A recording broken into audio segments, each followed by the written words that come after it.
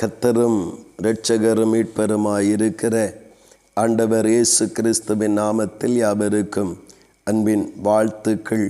தேவன் தாமே ஒருவரிலும் மகிமையான காரியங்களை செய்வாராக. இந்த நாளுக்குரிய தியான வசனம் யோபு 41 அதன் 11வது வசனம். வானத்தின் கீழுள்ளவைகள் எல்லாம் என்னுடையது என்று கர்த்தர் சொல்லுகிறார்.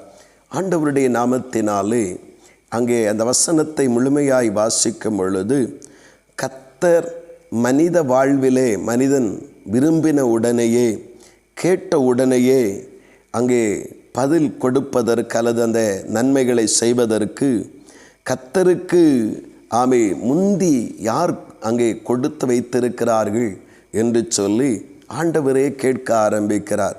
வானத்தின் கீழுள்ளவைகள் எல்லாம் என்னுடையவைகள் என்று சொல்லி ஆண்டவரே அந்த பதிலும் சொல்லுகிறதை நாம் காண முடிகிறது. இன்றைக்கு மனிதன் அதிகமாக கவலைப்படுவது எதற்கென்றால், வானத்தின் கீழ்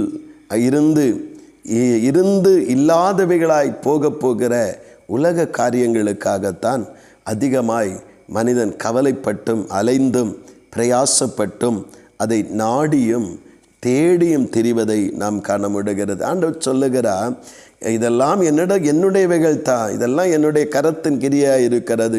ஆண்டவர் சொல்லுகிறார், ஆண்டவருக்கு பிரியமாய் நடக்க ஒரு மனிதன் பிரயாசப்படும் பொழுது ஆண்டவர் சொல்லுகிறார், எனக்கு பிரியமாய் நடக்கிறவனுக்கு இவைகளையெல்லாம் நான் கொடுக்கிறேன் என்று ஆண்டவர் சொல்லுவதை நாம் காண முடிகிறது. இன்றைக்கு நம்முடைய நாட்களிலே மனித இருதயமாகிய நம்முடைய இருதயம் உலக கவலைகளினாலும் லௌகீக பெரும் திண்டியினாலும் நம்முடைய இருதயம் பாரமடைய விடாதபடி தேவனுக்கு பிரியமாக எப்படி நடப்பது என்பதை நாம் கவனித்து அவருக்கு பிரியமாய் நடக்கும் பொழுது பூமியில் இருக்கிற சகல நன்மைகளையும் நாம் அனுபவிப்பதற்கு நமக்கு சம்பூரணமாய் தந்து நம்மை நடத்துகிற தேவனாய் இருக்கிறார்.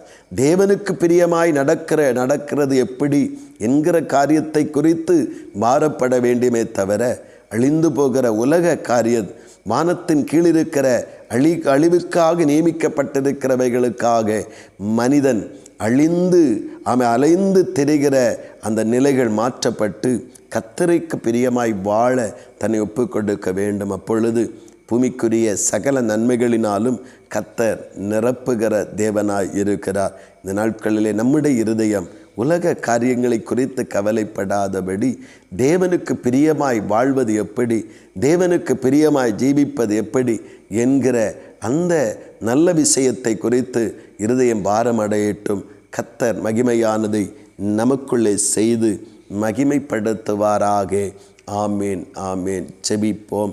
அன்பின் தகப்பனே, நல்ல இந்த காலை நேரத்திற்காக தேவனுக்கு ஸ்தோத்திரம் செலுத்துகிறோம். தகப்பனே, ஆண்டவரே, வானத்தின் கீழ் உள்ளவைகள் எல்லாம் உம்முடையவைகளாய் இருக்கிறது.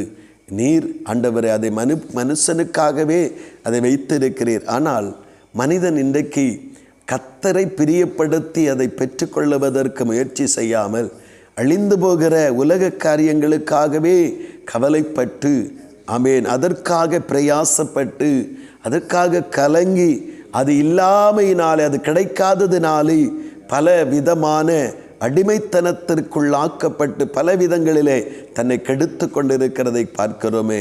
தகப்பனே, புத்தியாய் தேவனை தேட, புத்தியாய் தேவனுக்கு பிரியமாய் வாழ, தேவனுக்கு சித்தமானதை செய்ய ஆண்டவரே எங்களுக்கு உதவி செய்யுங்கப்பா.